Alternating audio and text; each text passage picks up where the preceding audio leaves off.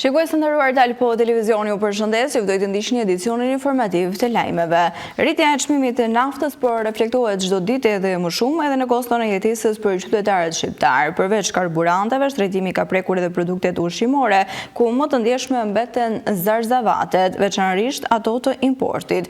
Konsumatorët thonë se çmimet janë rritur ndjeshëm në tregje, duke bërë gjithnjë më të vështirë përballlimin e shpenzimeve familjare. Rritja e çmimit të naftës ka si ndikim në rritjen e produkteve të tjera. Konsumatorët kërkojnë më së shumti për rritjen e çmimeve të zarzavateve, sidomos atyre të importit. Rritja e çmimeve të frutaperime është reflektuar kudo. Çmimet në javët e fundit kanë reflektuar rritje pothuajse në gjitha produktet, çmime që variojnë nga 30 lekë apo 40 lekë më shumë. Konsumatorët thonë se kjo rritje vjet re në xhepat e tyre, sipas tyre në disa produkte vjet re një rritje akoma edhe më e lartë. Rritja e çmimeve pranohet jashtë edhe nga tregtarët, të cilët thonë se produktet e importit kanë të gjitha rritje, sepse ende nuk kanë nisur produktet vendase, ndërsa uljet e çmimeve ka vetëm te sallata jeshile, qepa dhe preshi, të cilët janë produkte të serave. Jemi në këto momente me zhvillimet kryesore nga vendi.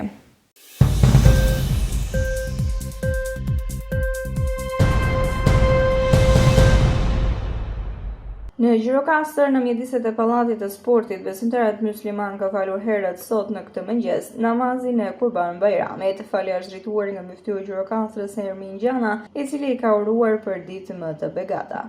Ermin Gjana, si myfti i Gjirokastrës, dua që të përcjell urimet e mia më të përzemërta për një Kurban Bajram sa më të gëzuar, të begat, të bollshëm dhe të bërgjetshëm për të gjitha familjet shqiptare.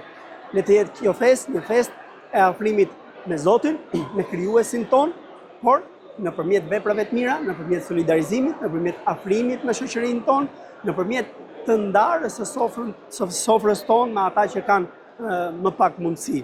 Dua në përfundim të fjalës time që të gjithë besimtarët musliman të rrethit të Gjirokastrës, por të mbar Shqipërisë, por edhe të gjithë qytetarët e Shqipërisë, t'i uroj për shumë vite të tjera, të gëzuara, të begata, edhe festa të tilla të kenë gjithmonë në familjet e tyre. Ne sot festojmë Kurban Bajramin, një nga ditët më të begata dhe madhështore të besimit tonë. Zoti ua pranoft kurbanet, lutjet dhe adhurimet dhe veprat e mira.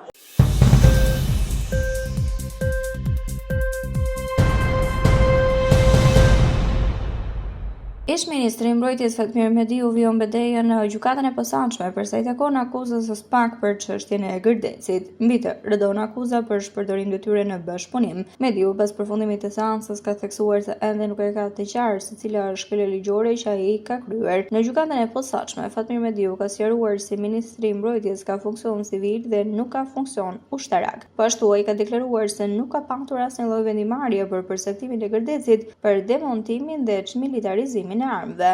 Nga shpërtimi në Gërdec në mars të 2008-s humbën jetën 26 persona dhe u plagosën qindra të tjerë. Momenti tjetër që po ashtu krijon një lloj absurditeti është fakti sepse urdhrat administrative të ministrit, falen se shumë teknike, do merren dhe spostohen nga gjithë normat e tjera të cilat kanë qenë norma rregullatore apo vendime qeverie dhe të cilat janë detyrueshme për zbatim.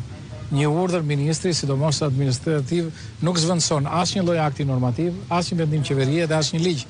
Kur ligji është përcaktuar për të zbatuar, ka përcaktuar se kush e zbaton. Kur vendimi i qeverisë përcakton zbatimin, ka përcaktuar kush janë institucionet që e zbatojnë. Urdhri i ministrit përcakton kush e zbaton dhe kush e ndjek këtë procedurë. Pra jemi në këtë lloj diskutimi. Qëndrohet tek fakti gjithmonë kalibrat, transporti, aktet administrative për të gjetur element veprës penale për që s'ka asnjë lidhje me ministrin e Mbrojtjes. Është absurde. Përmend një fakt. Gjatë një takime një autoritet lartë, një vend partner mik, kur diskutuan për çështjen se kush ishte akuza, dhe i bëra një pyetje tash, mund të më thoni se kush është kalibri i madh i vogël, tha ku drejtën duhet ta diun se çfarë është kalibri i madh i vogël. Dhe unë këtë po them edhe sot. As e kam ditur, as e di dhe as nuk ta di ndonjëherë kush është kalibri i madh i vogël, sepse nuk ka të bëjë me detyrën e ministrit të Mbrojtjes.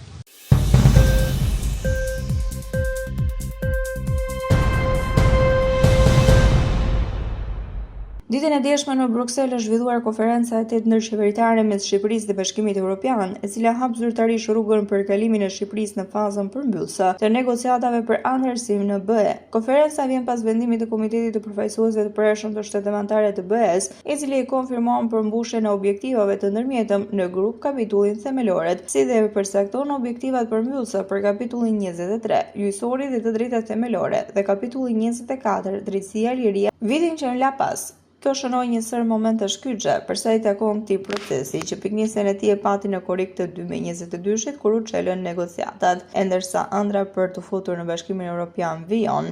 Nga ana tjetër, Bashkimi Evropian shpeshherë ka thënë se Shqipëria duhet të vijojë me reforma dhe apeli ka qenë i vazhdueshëm nga ana e ndërkombëtarëve.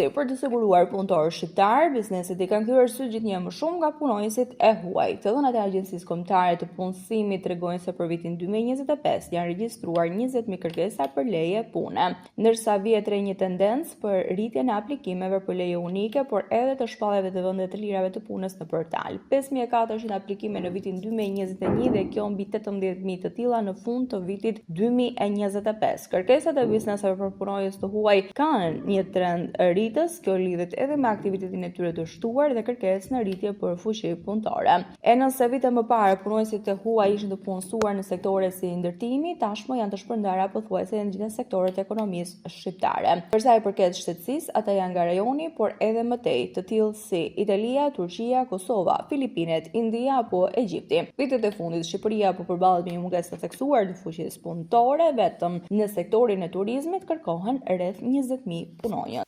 Shka e përgatitur për këtë edicion informativ lajmesh, unë ju falenderoj për vëmendjen tuaj, bashkë përshëndetemi këtu.